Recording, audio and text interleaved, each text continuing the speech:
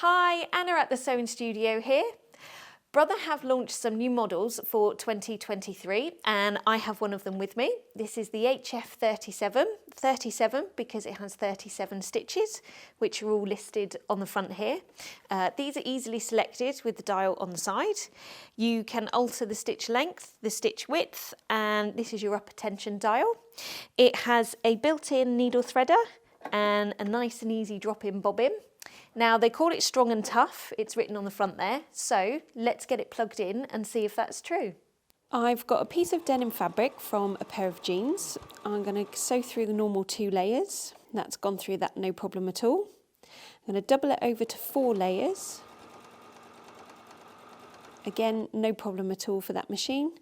And then I'll double it over once more, so 8 layers now.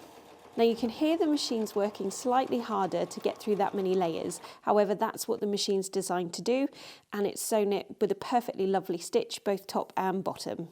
Moving on to a piece of soft leather. This is just cut from an old handbag. So I'll sew through the normal 2 layers. And again, really nice stitch top and bottom. So let's double it over and go 4 layers. And then you've got the extra presser foot lift to get bulky items underneath the foot. Yeah, it's sewn that no problem at all, and again a really nice neat stitch. It comes with a few different presser feet options, so you have your standard zigzag foot, one for piping or zips, an adjustable blind stitch foot, a non-stick foot, one for sewing on buttons, and then your one-step buttonhole foot.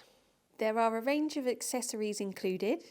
It also comes with a hard cover that just pops over the top, and that's great to keep the dust off, and when you're transporting the machine it just protects everything around it.